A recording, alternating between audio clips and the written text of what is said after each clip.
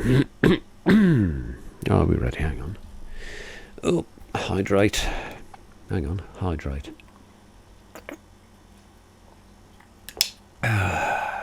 Pop you there. I'll see if I put you there. You're in vision, aren't you? Hang on, let's pop you down there. Right, we're ready. Welcome to another reaction video. My name is Richard Laundon. Thanks for joining me. Now then, today we're back to The Voice USA. We're following the progress of Omar Cardona. Of course, we know him from his singing with Voice Play, of course. Very good family, of course. EJ is with he's with Voctive, of course, and has also sung with Voice Play, hasn't he? So this is the knockout stages, I suppose. It's the top 13. So we've gone through the auditions, we've gone through the battles, we've gone through the knockouts, haven't we? So this is now the live. These are now the live shows.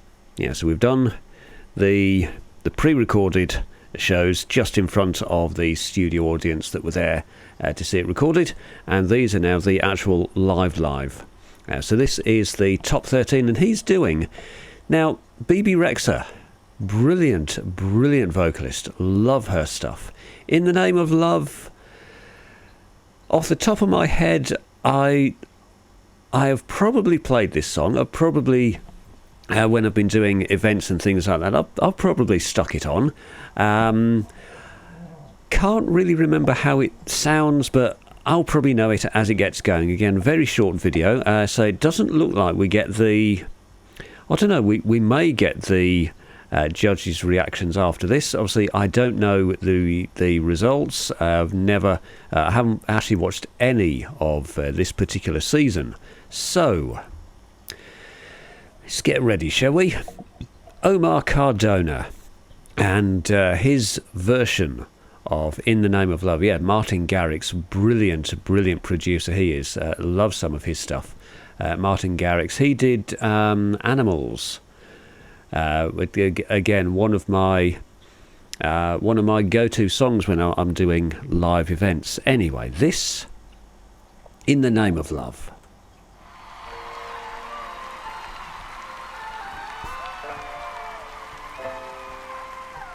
If I told you this was only gonna hurt, if I warned you that the fire's gonna burn, would you walk in? Would you let me do it first? Do it all in the name of love. Would you let me lead you even when you're blind? In the darkness, in the middle of the night, in the silence, when there's no one by your side, would you call in the name of love? In the name of love. Name of love, in the name of love, name of love, in the name of... Yeah, before it really gets going, yes. So of course he's on Team Legend, John Legend, of course. He's got a really good artist for him. I think John was really impressed, and I wouldn't be at all surprised once they actually get through The Voice and all the recordings, the live shows, even if he doesn't win. I'm just going to make a little prediction now that at some point in the future we will see John Legend doing something with Omar. Whether it will be involved in one of his songs or he will produce an official single for Omar, but that's the sort of thing that you get, isn't it? You get all these connections from being on The Voice. And I actually sometimes say, well, I've said this many times over the years, in fact all of the reality singing shows that have ever been, the ones that don't win seem to go on and have the better career, because they're not tied down to the production company of the show itself. You always find, certainly with, it was X Factor, wasn't it? The winners got all the money, they got the recording contract, that was typically just for the one album, but then they couldn't actually do anything or release anything until the next year's show had started airing, and they would then 9 times out of 10 get dropped. But those that don't win tend to go on and have a decent career. I mean, he's got a good career, whatever. Anyway, this is doing really, really good for his career, isn't it? Whether he actually sticks around with somebody from the production team or just goes back to what he was doing before, but it's good publicity, isn't it?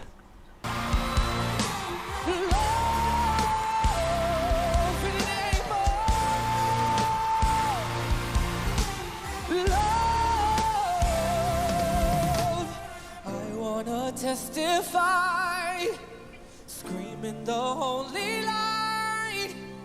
You bring me back to life, and it's all in the name of love.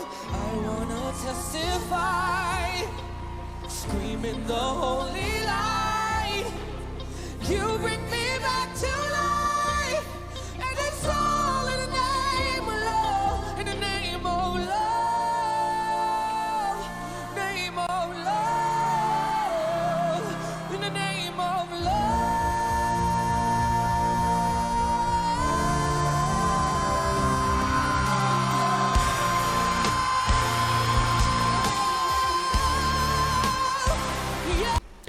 Oh, that's a nice hold. Nice long hold. And yes, I think John's been very clever here. He's choosing songs that actually show off Omar's range, because he's very comfortable in his lower chest voice, but I think he's more happy singing at the top of his range. Not really saying belting, isn't it? Into his head voice, and not really doing that many theatrics. It's just, again, if you watch how they're singing, watch the head, and you can see, you can actually tell watching singers whether they're having to reach for a note against somebody that instinctively knows where that note is, and they can just get it. They know what note they want. They know where it is in their own voice, their own range. They know how to get to it. They're comfortable around it. Same with Omar. So he's not reaching. He's not having to stretch the vocal cords to get there. He's not going up and down. He's not struggling to find a note. He's not having to climb or start on a low note and then climb to a bigger one. Very good. Like this, and it's a very stripped down performance as well, isn't it? There's very little from the band. So it's something very good. They're just allowing him to concentrate on showing off his vocal range.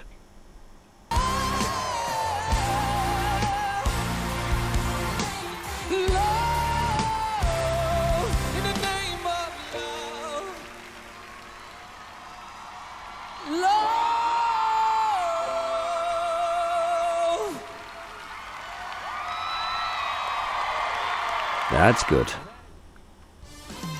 Nice. And the other thing to notice with Omar is his stage presence. Very comfortable on stage, isn't it? It doesn't matter what type of stage it is, how big it is, how small it is. Very, very comfortable on stage. Right. If you enjoyed that, remember, like, comment and subscribe.